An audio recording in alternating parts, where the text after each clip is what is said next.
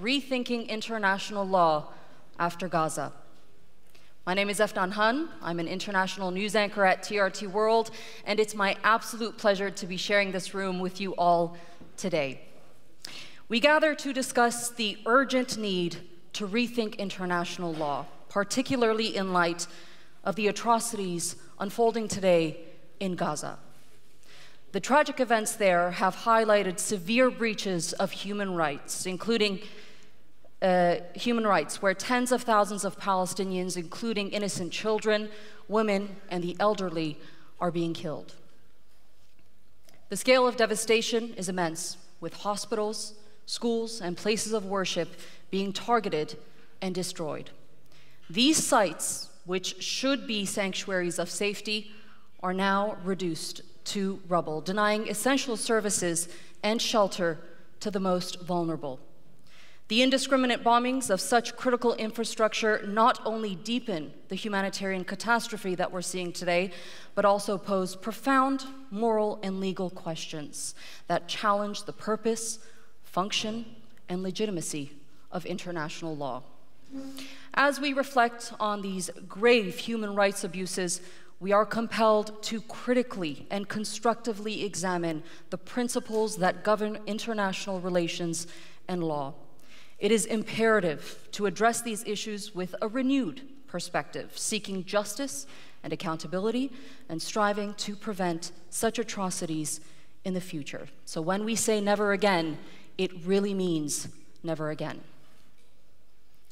To start our program, I would like to present to you Professor Ali Emrah Bozbayındır to deliver his opening remarks. Professor, the stage is yours.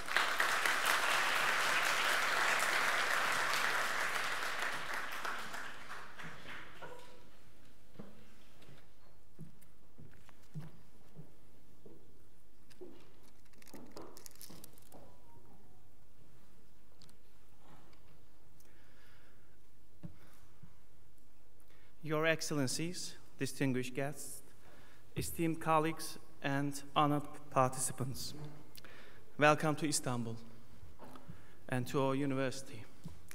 It is with immense pride and a deep sense of responsibility that I welcome you all to the Boğaziçi International Law Conference 2024. I am honored to inaugurate this significant gathering of legal scholars, practitioners, and experts around the globe. Boğaziçi University, with its prestigious legacy spanning from 160 years, has always been a beacon of academic excellence and a champion of progressive education.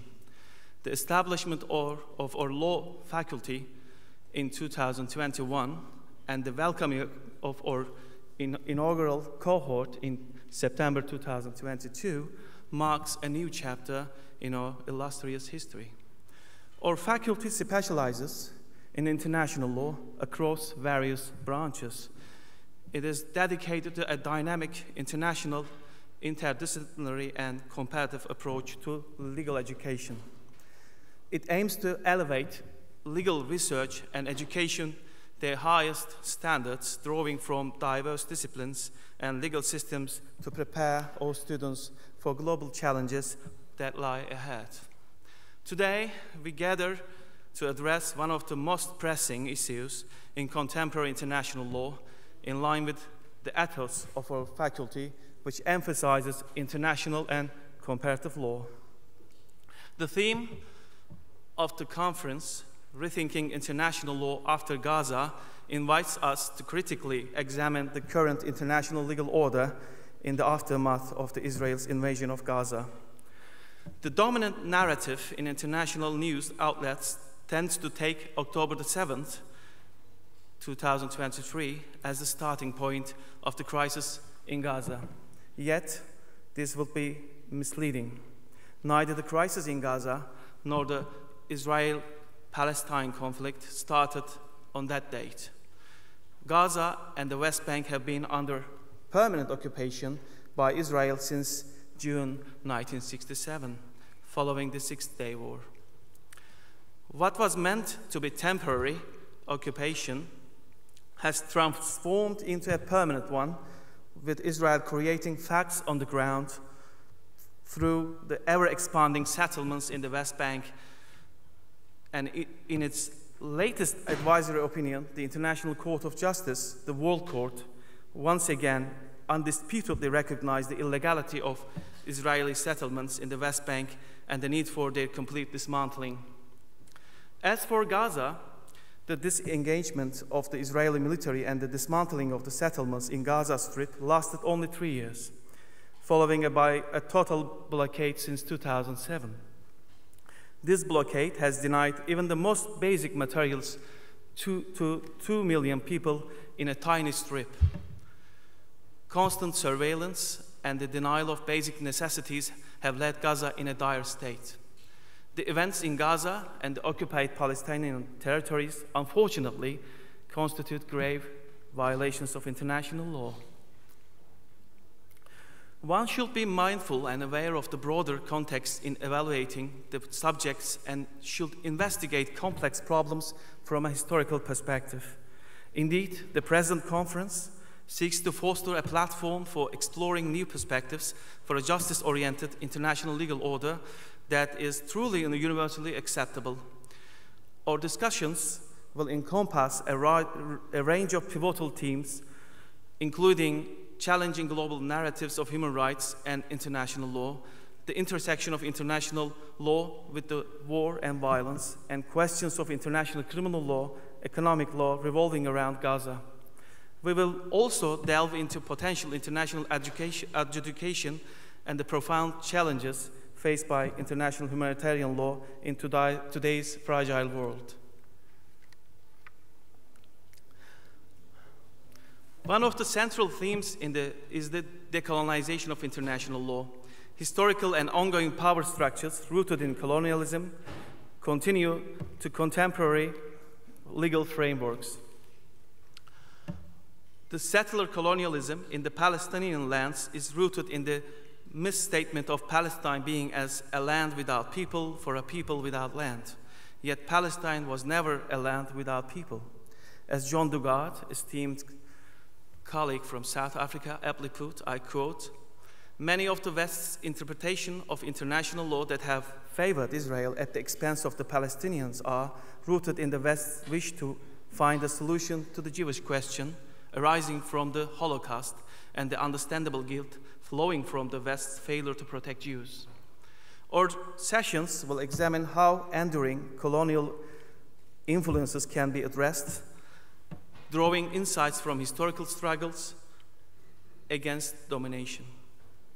We will scrutinize the implications of the Gaza conflict in exposing the limitations of traditional and perhaps obsolete perspectives on international law and propose alternative frameworks that are more inclusive and just. Furthermore, we will address the potentials and limitations of international adjudication, the role of international judicial bodies, such as the International Court of Justice and the International Criminal Court, will be scrutinized in light of their responses to Gaza conflict. The ICJ has acquired an unexpectedly important role in bringing justice to one of the most emergent political and humanitarian crises we face today. The plausible case of unfolding in Gaza is before the ICJ. As I mentioned, the ICJ also very recently issued its advisory opinion on Israel's occupation of West Bank and called for the removal of illegal settlements. It is significant that both the United States and German judges, Cleveland and Nolte, ruled in favor of the decision. As Professor Matthias Goldmann underlined, after the ICJ opinion, this is likely to have significant consequences in terms of international law, international legal policy, geopolitics, and the humanities memory. The decision of the ICJ has renewed our hopes for the future of international law, which ought to be for the many, not for the few. Indeed, it is difficult to deny that Palestine remains the litmus test for the credibility of international law and the international system as a whole. In addition to existing mechanisms like the ICJ, the ongoing cases before it, our conference features a panel examining the systemic challenges international law institutions face in navigating the complexities of state and individual responsibility, and how their legitimacy can be strengthened to ensure accountability and justice. We will also explore the broader implications of the Gaza conflict on international humanitarian law and the challenges it poses to our common presumptions on the law of jus in bello and jus post bellum.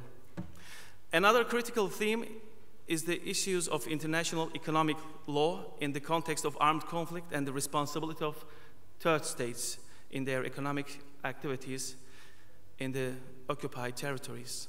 As we embark on this timely and topical event, I extend my gratitude to all participants who have traveled from near and far to contribute these critical discussions.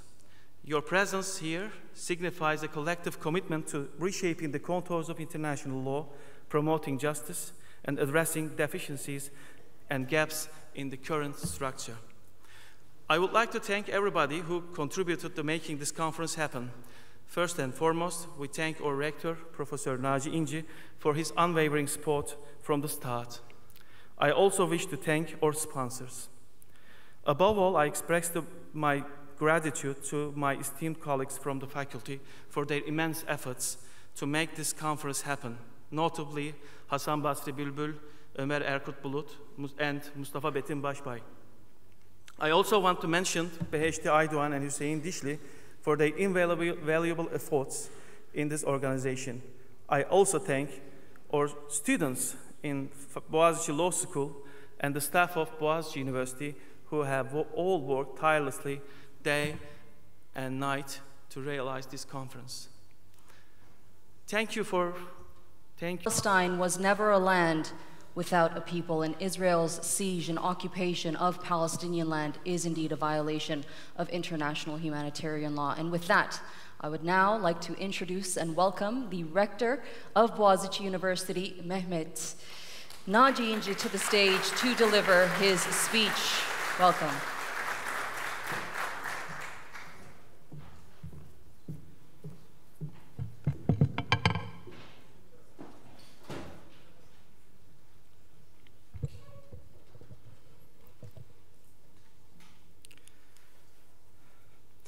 Dear participants, colleagues, and esteemed guests, welcome to the first international conference hosted by the Boğaziçi University Law School.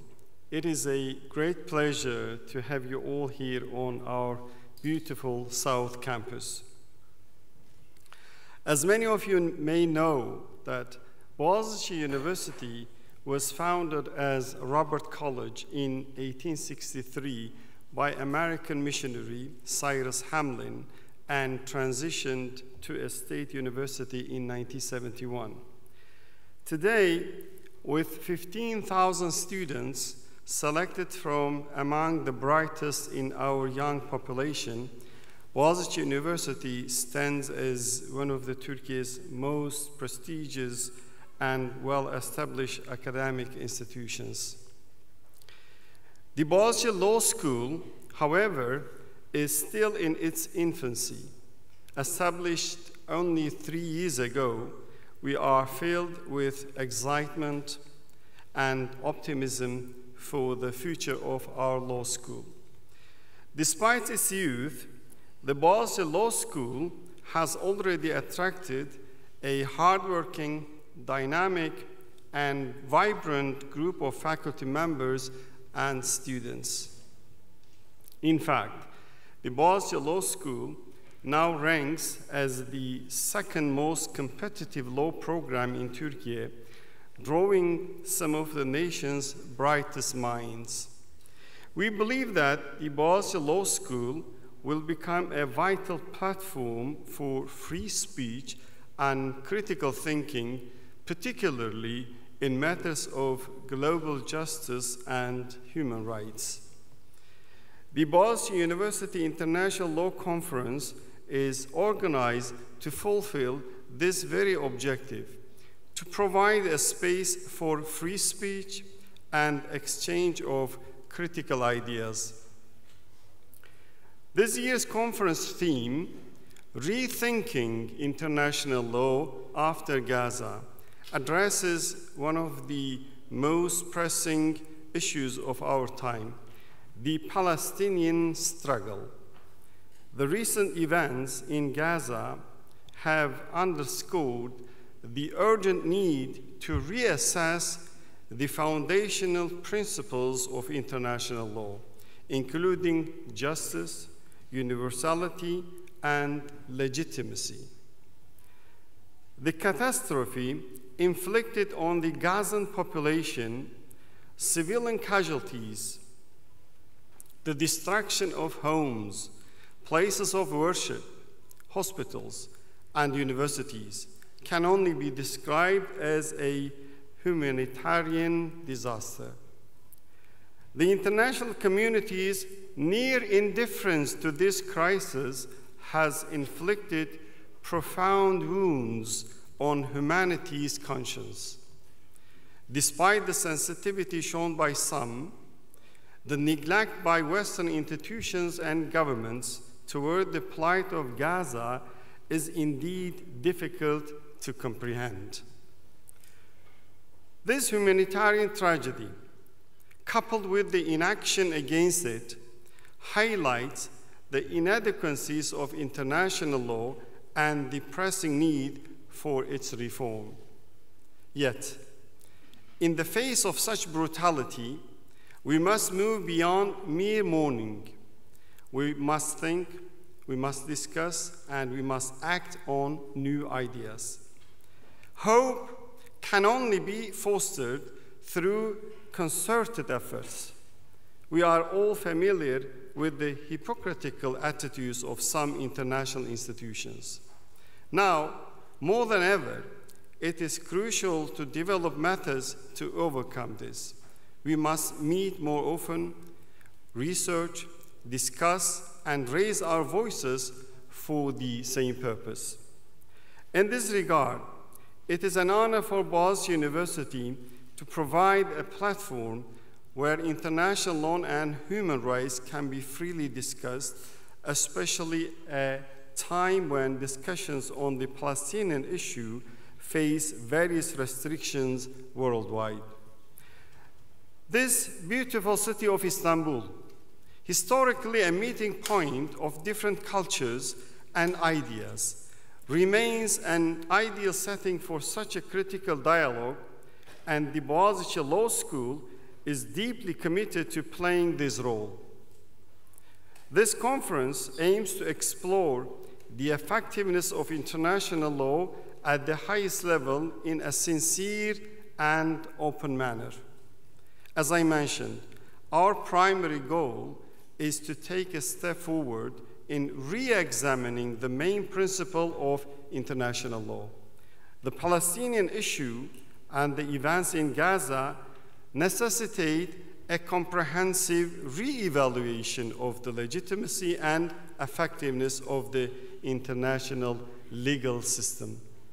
Another goal is to explore interpretations of international law from non-Western perspectives, which I believe are often marginalized in Eurocentric social sciences. By embracing diverse perspectives, we hope to initiate a critical dialogue and build knowledge in these areas. I hope that the Boğaziçi University International Law Conference will contribute to establishing a more just and inclusive order in international law by addressing these critical issues. I extend my deepest gratitude to all the academics, experts, and participants who have made this conference possible. I wish you all a productive and inspiring experience. Before I conclude my talk, I must address a concern. There have been attempts to block this conference and discourage participation, reflecting some of the internal challenges we face. While we may not fully understand the motivations behind these efforts, it is clear who benefits from the suppression of such discussions. Those who believe they are at the center of the world.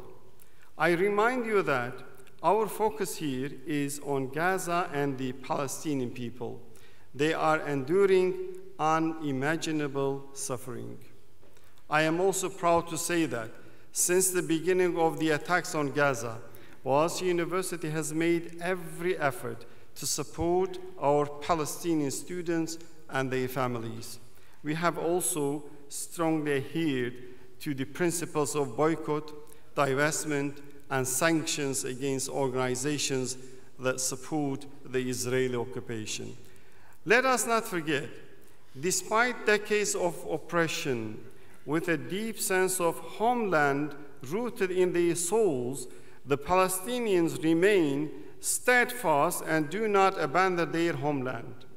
For humanity, I wish for a conscientious stance, and for us, the strength and wisdom to resist evil. Lastly, I wish mercy from Allah for our brothers and sisters who have lost their lives in Gaza.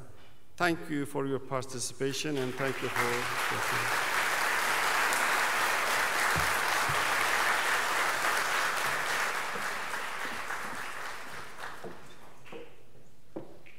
Thank you, Rector Ince, for those remarks.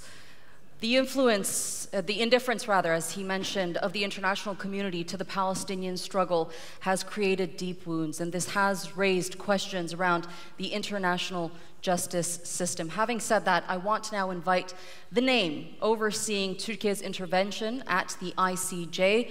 It is my honor to welcome to you the member of the Turkish Parliament, Professor Cüneyt Yüksel, to the stage for his speech.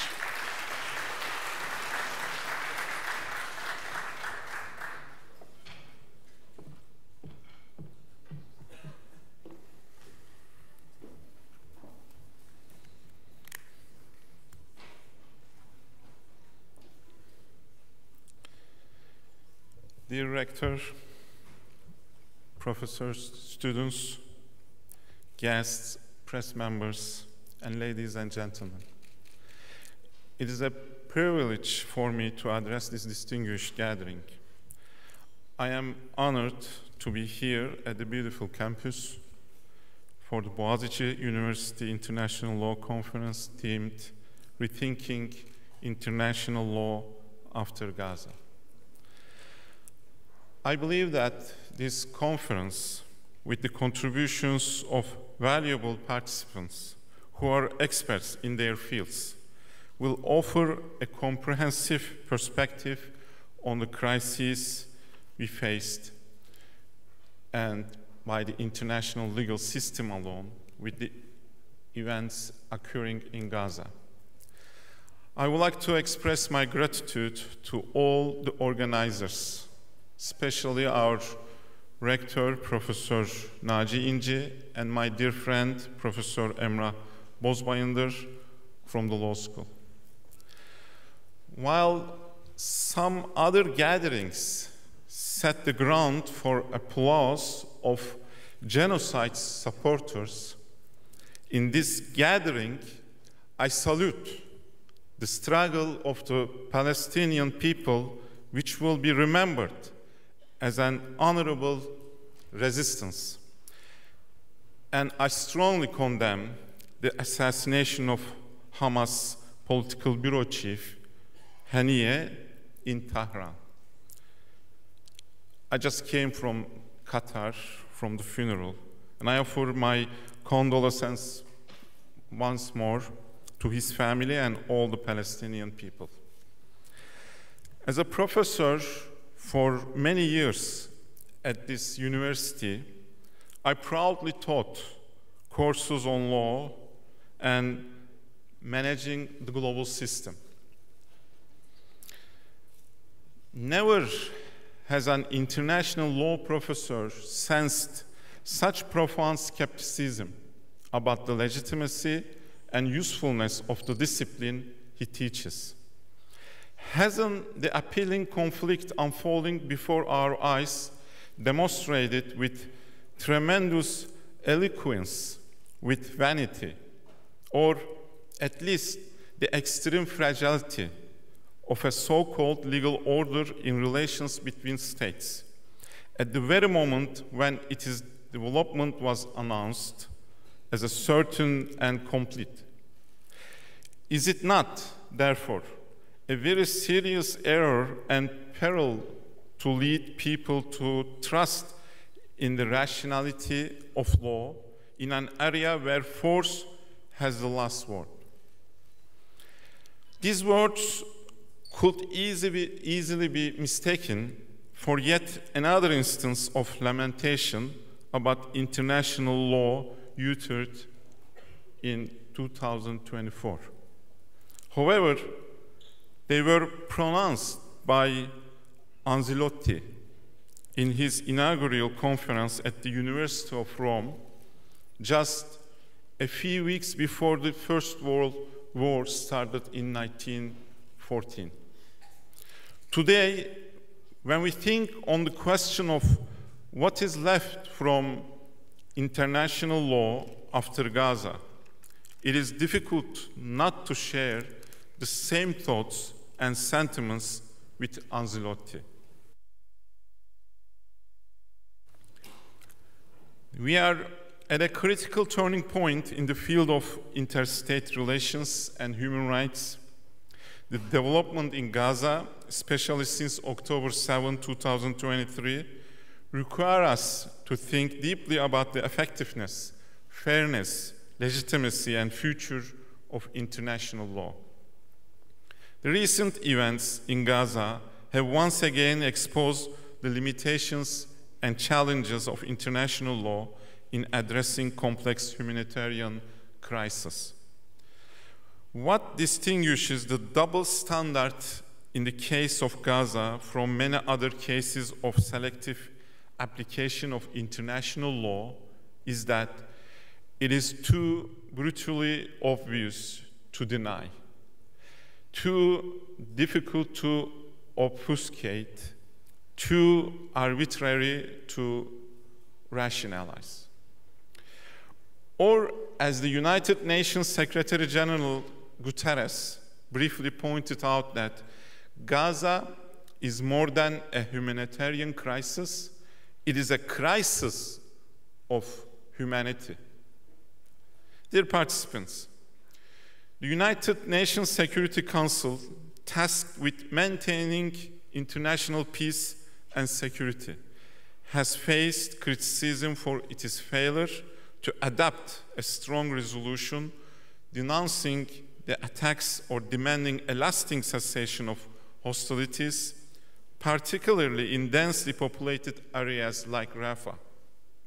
With a significant population of approximately 1.5 million Palestinian civilians feeling confined, the lack of decisive action is a stark reminder of the challenges we face.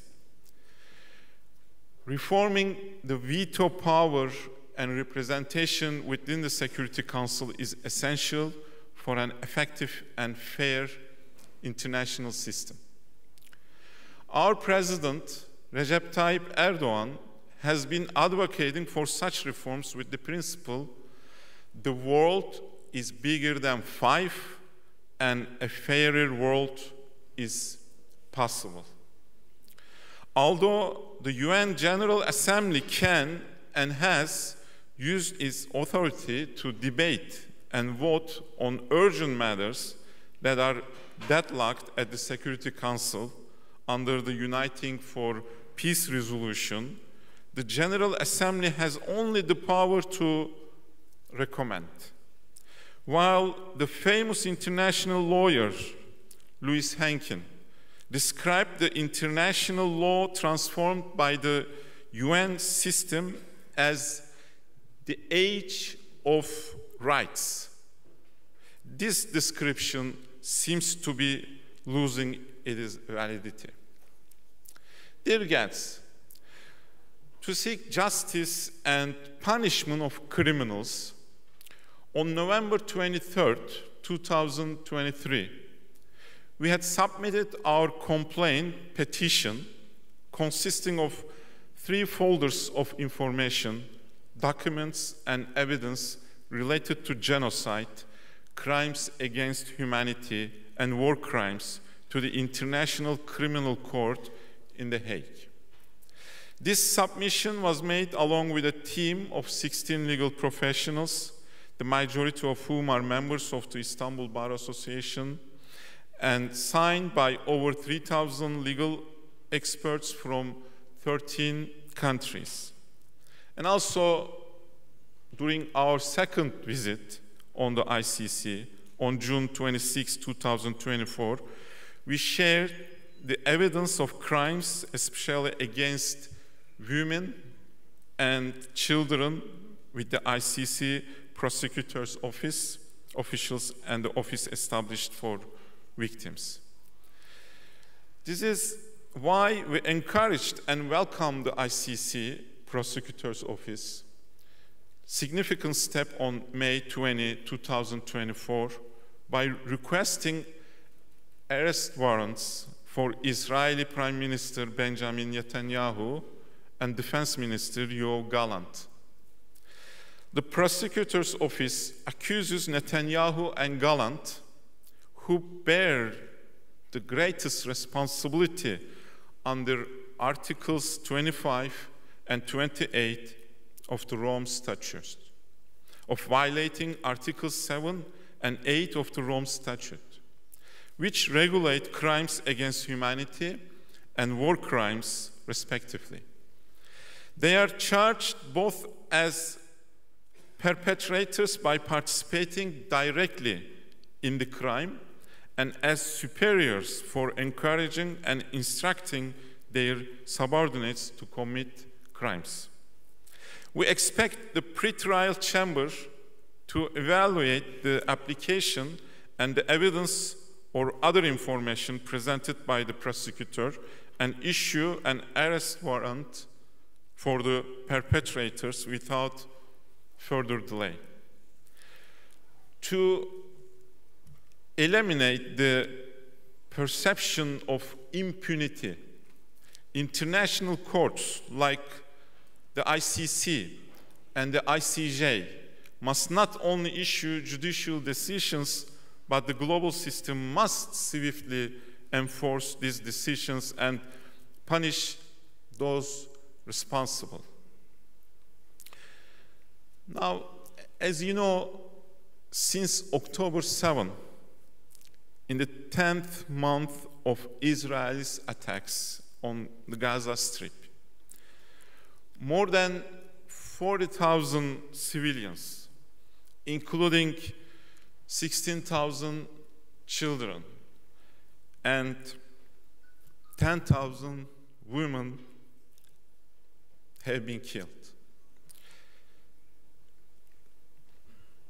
And more than 90,000 individuals have been wounded.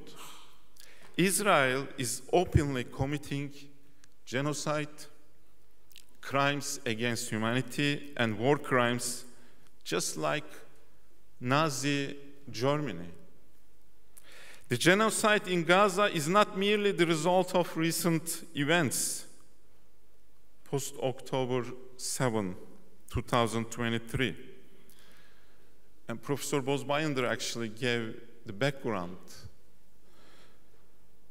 But culmination of Israel's 75 years of apartheid, 56 years of occupation, and 16 years of blockade against Palestine.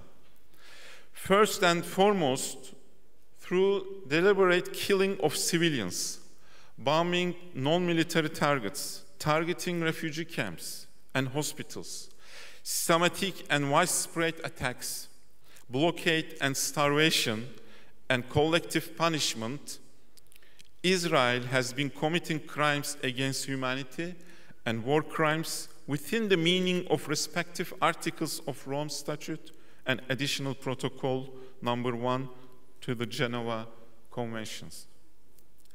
All these actions of Israel should also be examined within the framework of acts constituting genocide, included in Article 2 of the 1948 Convention on the Prevention and Punishment of the Crime of Genocide. According to this, the killing of members of a national, ethnic, racial, or religious group, these are protected groups, with the aim of destroying it in whole or in part constitutes an act of genocide. The attacks carried out by Israel for 10 months show us that Israel's aim is much more than continuing the military conflict with Hamas. Israel is targeting the existing of the entire Palestinian population in Gaza. It is also seen that Israel acted with the intent to destroy. The attacks that took place before the bombing of hospitals and camps and the process that followed the bombing clearly reveal this intention.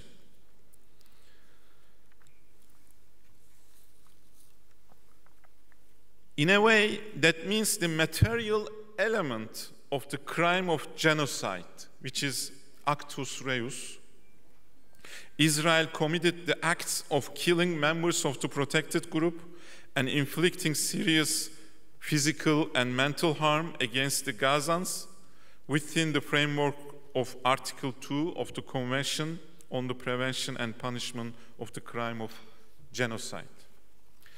While committing these actions, Israel acted with special intent, dolus specialis, with the intention to destroy partially or completely, which is the moral element of the crime of genocide, the so-called mens rea.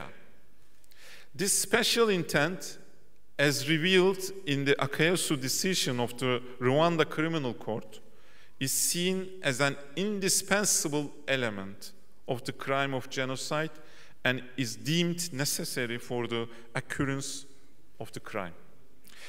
Israel is targeting the existing of the entire Palestinian population in Gaza.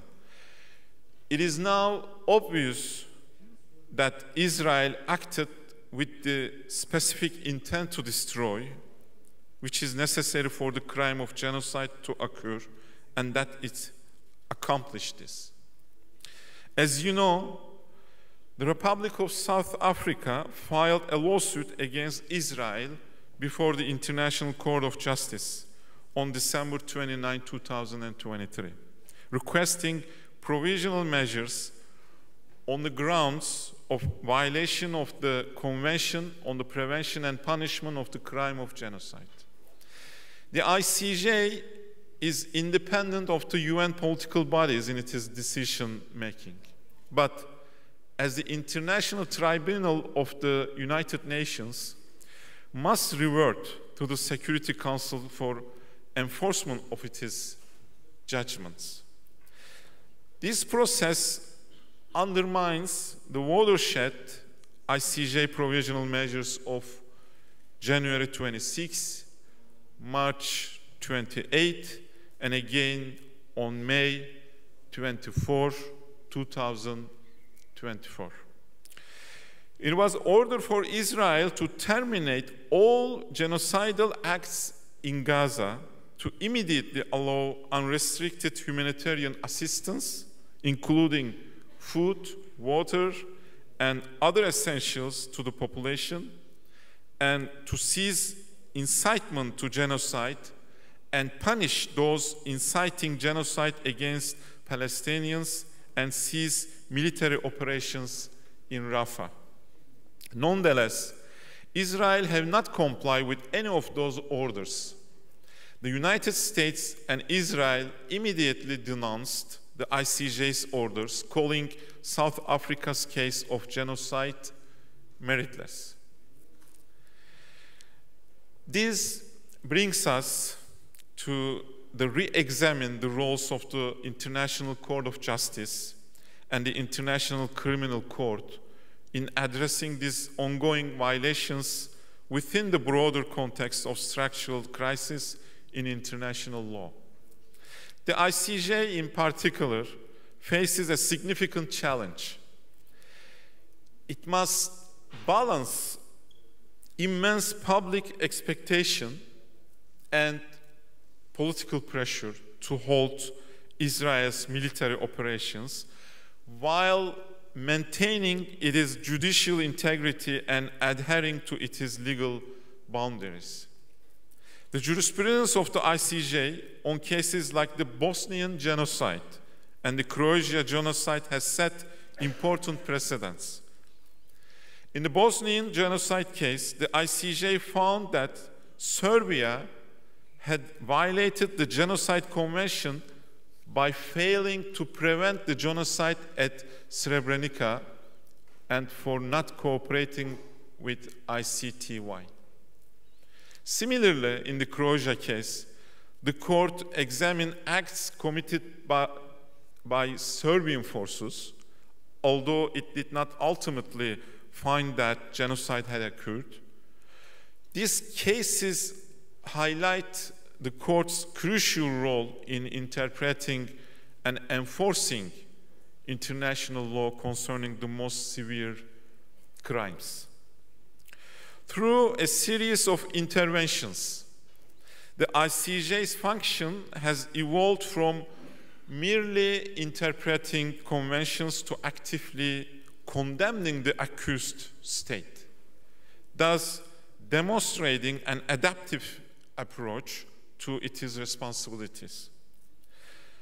One notable development in the ICJ's jurisprudence is the changing role of intervention in its cases. On June 28, 2024, as you know, Spain became the 6th country to submit a declaration to intervene in the case between South Africa and Israel before the ICJ.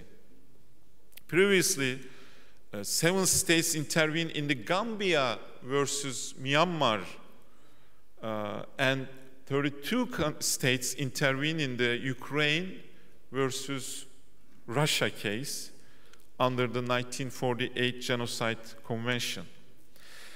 This unprecedented development of mass intervention, where states take advantage of the right to intervene to make arguments in favor of one party in the case, raises 2 timely questions. What impact does it have on the equality of the parties, and how should the ICJ react to it? Article 63 of the ICJ statute grants states that are parties to a convention the right to intervene in proceedings that concern the construction of that convention. Under Article 84(1) of the Rules of Court, the court must determine that these conditions are met.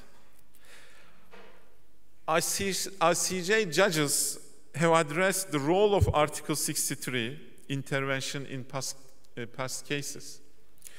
Judge Veramantri noted that intervention in domestic and international proceedings had 2 functions: to avoid repetitive litigation and to achieve harmony of principle.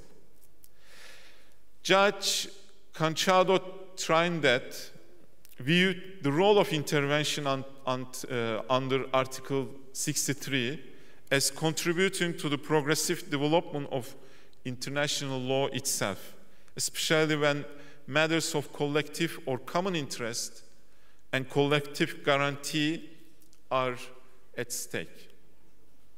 Scholars such as Miron and Chinkin argued that Article 63, by engaging broader state participation in the act of interpretation, acknowledges the res interpretata effect of the court's judgments.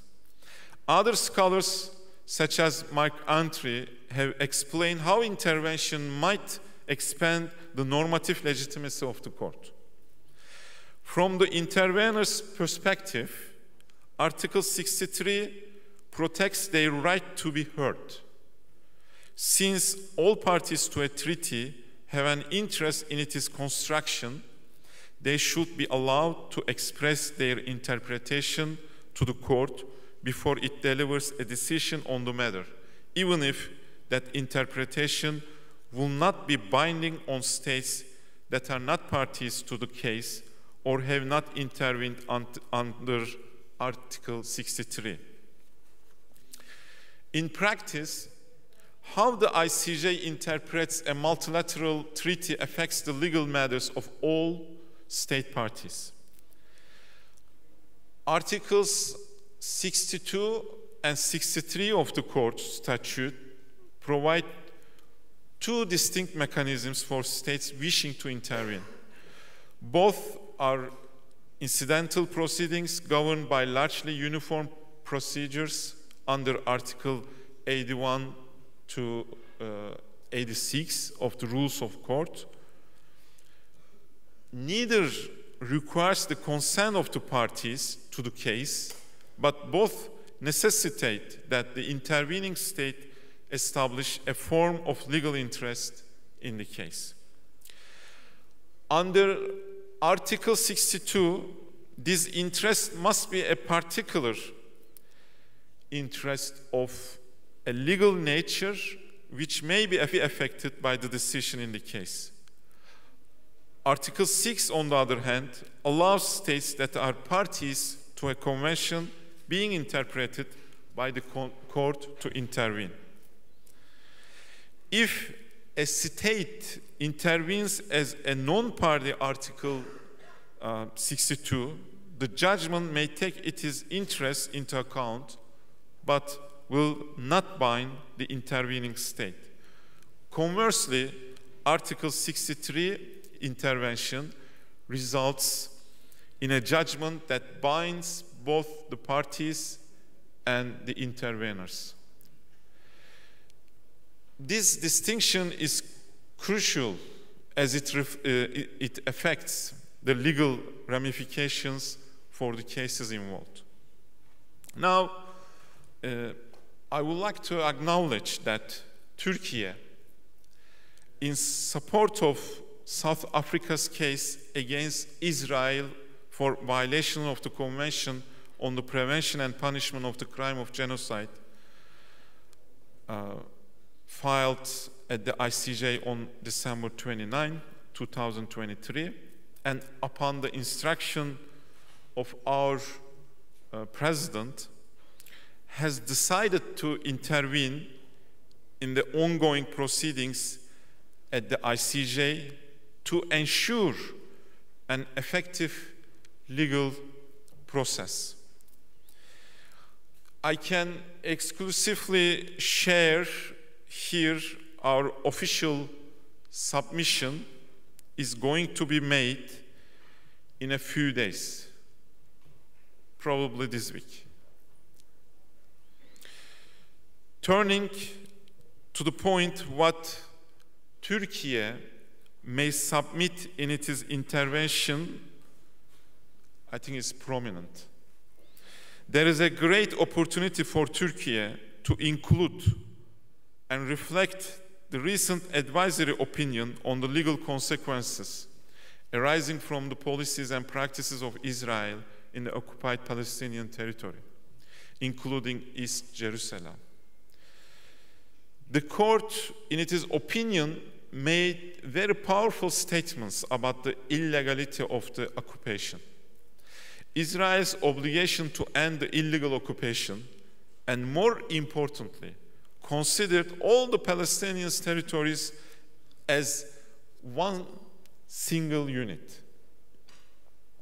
Confirming integrity of the Palestinian territories bring the issue of all violations in different parts of the Palestine may be connected in the same cases before the ICJ and ICC.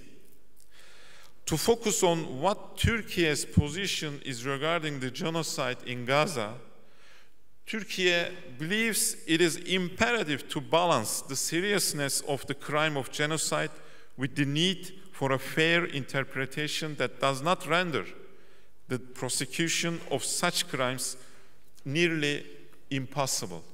Firstly, Turkey stresses the importance of interpreting the dolus specialis requirement in a manner that acknowledges the extreme seriousness of genocide without making it excessively challenging to establish genocidal intent.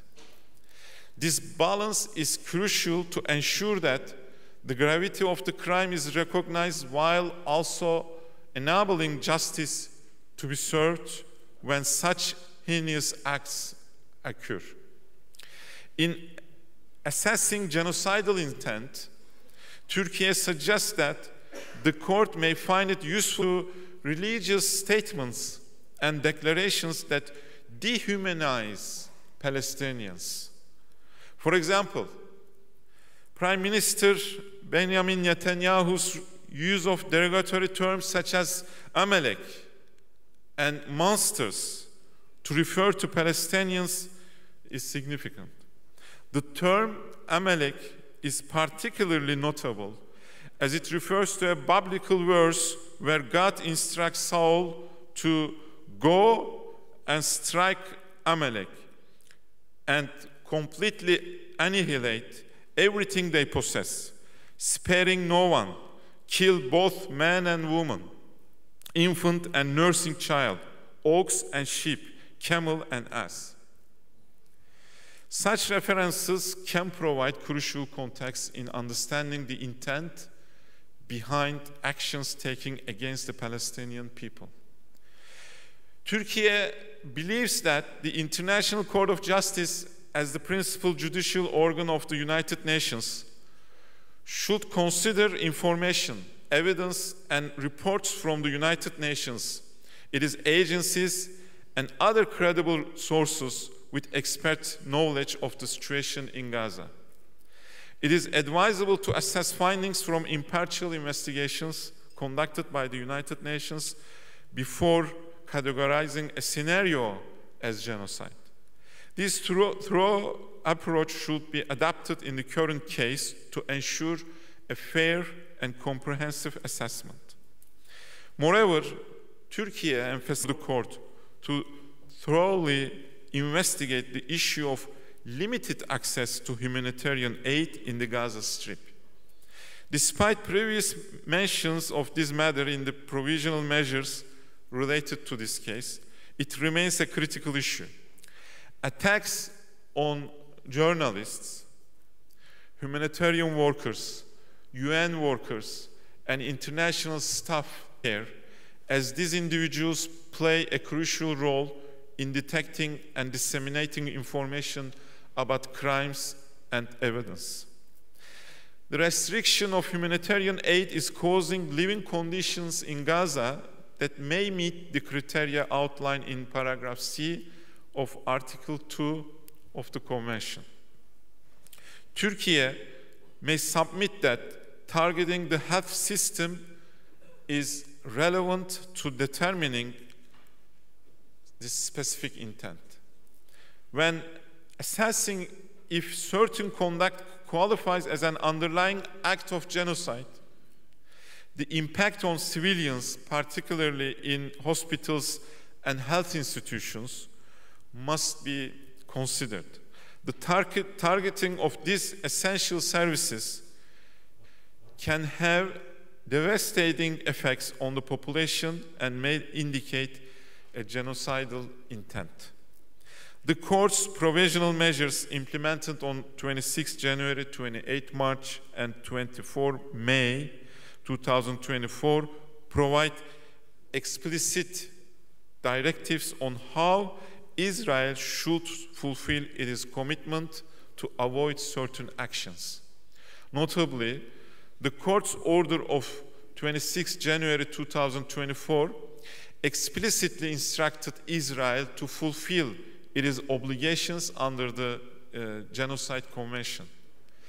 directing it to take all necessary measures to prevent acts of genocide, acts of direct and public incitement to commit genocide, and to preserve evidence related to allegations of such acts against members of the Palestinian group in Gaza Strip. The court reaffirmed these measures in its orders of 28 March and 24 May. Turkey may urge the court that it should assess the continuity of attacks against the civilian population in Rafah as an indication of genocidal intent, given these legally binding provisional measures, which include explicit instructions regarding the duty to prevent acts of genocide. Furthermore, when determining whether particular intent may be deduced, a court or tribunal must thoroughly and exhaustively evaluate the relevant evidence in a holistic manner. The case law of international criminal tribunals illustrates that this method is not only preferable but also a crucial component of the effective administration of justice. Turkey always made the point that with the approach of the ICTY appeals chamber, which mandated trial chambers to evaluate whether the collective evidence establishes a genocidal intent and cautioned against using a compartmentalized mode of analysis. This holistic approach is essential to ensure a comprehensive and just investigations. Dear guests, most recently, as you know, the ICJ has once again highlighted the legal consequences of Israel's unlawful and unjust 20 years after its 2004 advisory opinion on the construction of a wall. Turkey, among the 54 states and 3 international organizations that provided written submissions in this process, was the first to present its statement, demonstrating the great importance it attaches to this advisory opinion and its close attention to the legal process initiated before the ICJ. In our presentation to the ICJ, Turkey emphasized that Israel's occupation in Palestine obstructs the Palestinian people's right to self-determination, and therefore Israel must immediately and unconditionally end the occupation. Turkey retreated its call before the ICJ for a permanent and enduring solution, which includes ending Israel's occupation of Palestine and establishing a sovereign and independent Palestinian state with Jerusalem, its capital, within the 1967 borders. The ICJ made its own evaluation within the framework of the statements and presentations and shared its advisory opinion with the public on 19 July 2024. Thus, no country is above the law. Israel is not exempt from the legal and humane obligations. The International Court of Justice affirmed that Israel is an occupying power in the Palestinian territories. I think the most striking aspect of the advisory opinion is the recognition of the right of return for Palestinians displaced since 1967 due to Israel's unlawful practices and the compensation for the damages they have suffered. In this context, I would like to remind the world of our President's significant statements on the Palestinian issue. The efforts to deport the people of Gaza from their lands are null and void for us. The depopulation of Gaza is utterly unacceptable. Consistent with the ICJ ruling, now we have a full right to expect the UN General Assembly and the UN Security Council to take concrete additional measures to end the occupation promptly. Dear guests, the rethinking of international law after Gaza is not just an intellectual exercise. It is a moral imperative. We owe it to the victims of the conflict, to future generations, and to ourselves to build a legal framework that transcends political interests and prioritizes human rights. The global system must act swiftly and decisively to enforce international legal decisions and hold those responsible for war crimes accountable.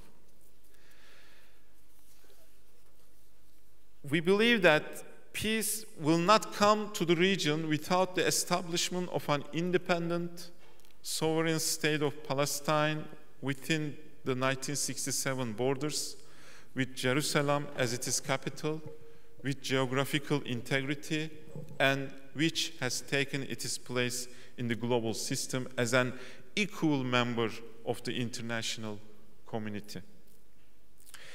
In my closing remarks, I would like to once again express my gratitude to all the speakers for their presentations and contributions.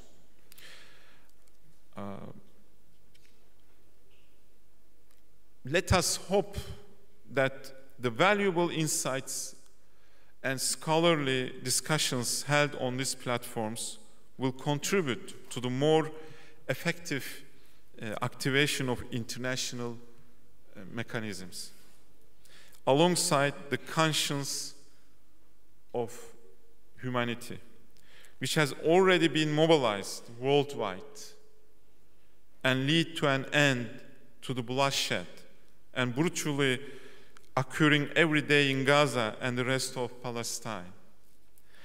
As Rashid Khalidi of Columbia University once remarked, only such a path based on equality and justice is capable of concluding the 100 years war on Palestine with a lasting peace, one that brings with it the liberation that the Palestinian people deserve. In light of the historical perspective offered by Ancelotti's words during the tumultuous times of 1914, it is indeed tempting to view the current challenges facing international law with a similar sense of skepticism and foreboding.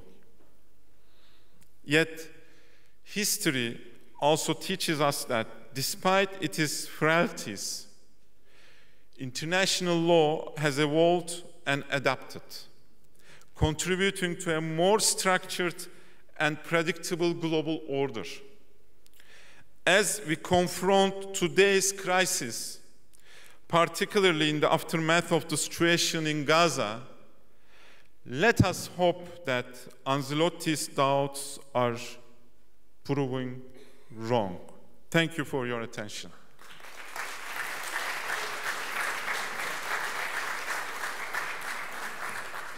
Professor Yüksel, I appreciate your contributions, and there you have it, ladies and gentlemen. You heard it exclusively from Professor Yüksel himself that Turkey is going to make its submission to the ICJ in the next couple of days, presumably putting more pressure on Israel and bringing the attention back to that whole legal process.